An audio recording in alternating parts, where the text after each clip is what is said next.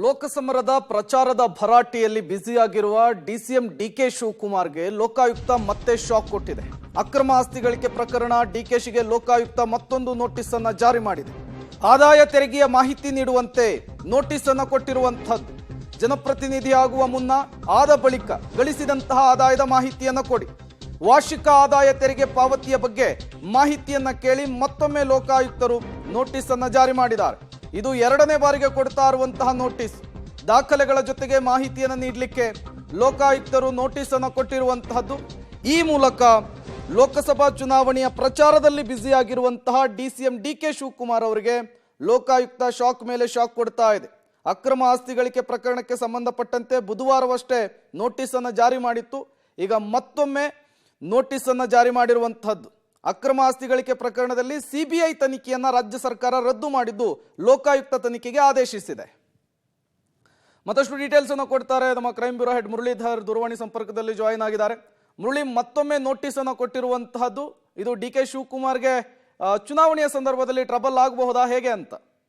ಖಂಡಿತವಾಗಿಯೂ ಪ್ರೇಮ್, ಯಾಕಂದ್ರೆ ಕಳೆದ 10 ದಿನಗಳ ಅಂತರದಲ್ಲಿ ಎರಡನೇ ಬಾರಿಗೆ ಲೋಕಾಯುಕ್ತ ಪೊಲೀಸರು ಒಂದು ನೋಟಿಸ್ ಅನ್ನ ಕೊಡ್ತಾ ಇರೋದು. ಜೊತೆಗೆ ಈ ಹಿಂದೆ ಕೇಳಿದಂತದ್ದು ಸಿಬಿಐಗೆ ಕೊಟ್ಟಂತ ದಾಖಲಾತಿಗಳೇನಿತ್ತು ಆ ದಾಖಲಾತಿಗಳನ್ನ ನಮಗೂ ಕೂಡ ಒದಗಿಸಿ ಅಂತೇಳಿ ಒಂದು ಮಾಹಿತಿಯನ್ನ ಕೇಳಿ ಒಂದು ನೋಟಿಸ್ ಅನ್ನ ಕೊಟ್ಟಿದ್ರು.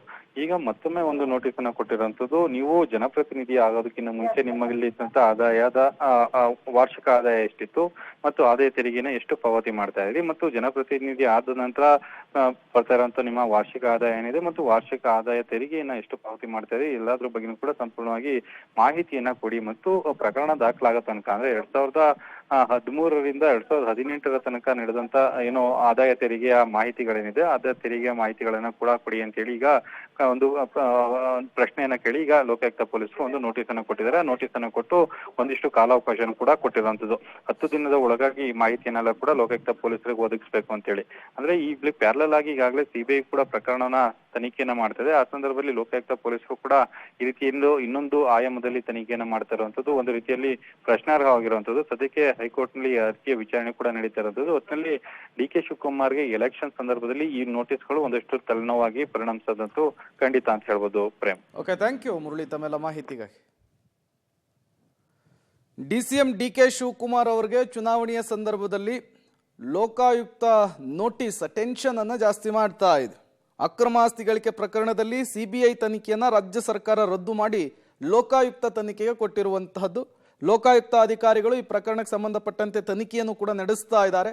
10 ದಿನಗಳ ಅಂತರದಲ್ಲಿ ಎರಡನೇ ನೋಟಿಸ್ ಅನ್ನ ಜಾರಿ ಮಾಡಿರುವಂತಹದ್ದು.